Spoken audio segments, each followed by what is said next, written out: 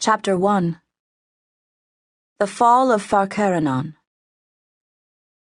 Even as we reckon time, our history is long. So long its beginnings have been worn away by the passage of time. Long before man came to be, we were. It could be said that our history begins with the Undarkened, for that terrible conflict scoured away all that we had been before it, leaving us one purpose: survival. Held a ethereal Caerthalion, of the reign of great Queen Vieliessar. Perchelion used to tell me the hunt rode through every storm. When I grew old enough to question, I said I did not believe her. I remember how she slapped me and said I would never become a knight of my father's Misne, for to doubt the starry hunt rode out to claim every great warrior meant I would never wield a sword. I remember I laughed and said there were not enough storms in all the year for them to do that. Lady Holder Natarenwea forced her mind to focus on such ancient trifles, for to allow it liberty would mean she thought of things it would not be good to think on now. Her child-swollen body shuddered harder than the cold should merit, even as the horse's body shook with weariness. Lightning stitched the woods to sudden brightness, and in its light she could see Falthiel, his face turned toward her, shouting something. She could not make out the words over the howl of the wind and the thunder of the horse's hooves. Deianiren had given their mounts enough of the battle cordial to poison them. They would run until they died. They would have to. Caerthalion's dogs were a candle mark, no more, behind them now, and Natarenwea knew they outnumbered the scant handful of her surviving protectors. Suddenly her mount put a foot wrong, slipping and staggering through mud and autumn leaves for a handful of terrifying moments before finding its balance and running on.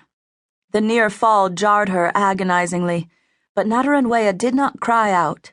She would not shame her bondmate, even though all her broken soul yearned for was to follow him into the death he had found. Seranthan Farcarinon would have made her queen over all the 100 houses. If only Seranthan had never known of Emrathian's curse. If only he had not taken it into his heart as if it were a lover's message meant for him alone. As reasonable to wish he had never known of the sun, or the sky, or the trees.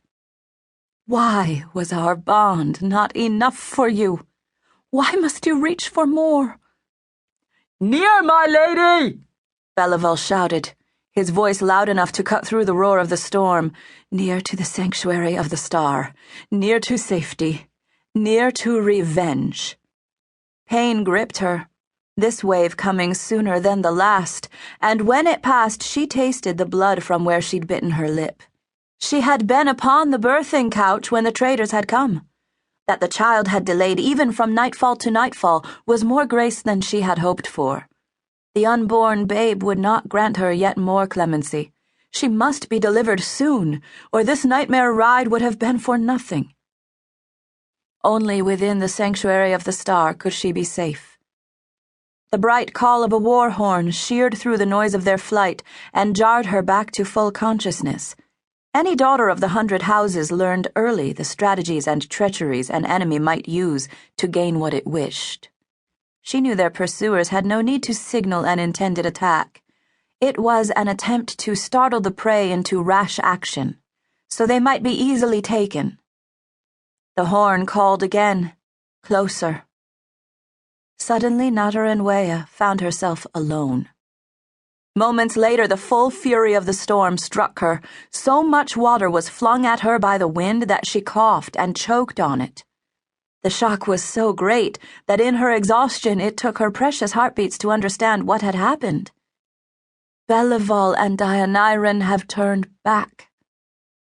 The three of them had been in the lead. If Belival and Deianiren had turned back to throw themselves against their pursuers, the others had as well. Farewell. Farewell, friends, companions, cousins. We shall meet again in Tilderangelor beneath the trees. She would have wept, save that her tears had all been shed long before.